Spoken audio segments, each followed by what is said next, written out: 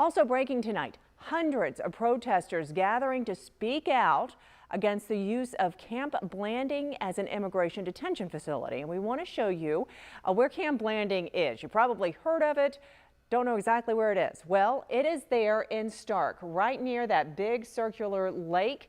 It is Clay County, just near Stark, and it's on the county line with Bradford. So our Zach Wilcox is joining us live from there. And Zach, lots of people out there today making their voices heard. Yeah, Jessica, you got the last few protesters packing up here, but I want to show you just how close they were to Camp Blanding, straight across the street from that very front entrance to Camp Blanding, trying to make their voices heard, as you mentioned. And it's a drastically different scene out here now than it was really just an hour or two ago when we had, and we'll show you some of the video we had of hundreds of protesters out here. I tell you what, if you were driving between Middleburg and Stark, you weren't missing this protest because all of those posters and signs just lined the right of way here on the edge of the highway.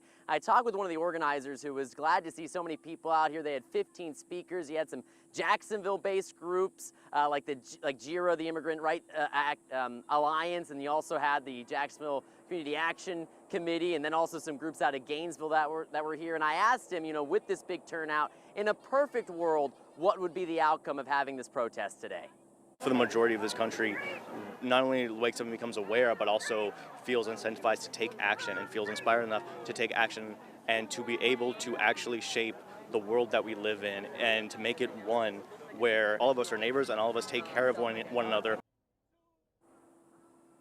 I do have to mention that heat was certainly a factor out here today. We actually saw an ambulance pull about a half an hour ago, and things wrapped up a little early because they did have a few people dealing with some heat exhaustion. And I also want to mention there was a small counter protest at the very front of the line of signs. Doesn't seem like there was any issue between the two protests going on. Everything was peaceful out here today. I did reach out to the governor's press office to see if he had any response to having this large protest right outside of Camp Blanding. However, I sent them an email about an hour and a half ago, and admittedly it's a Saturday, so we'll let you know if we get any kind of response in time for the 11 o'clock news.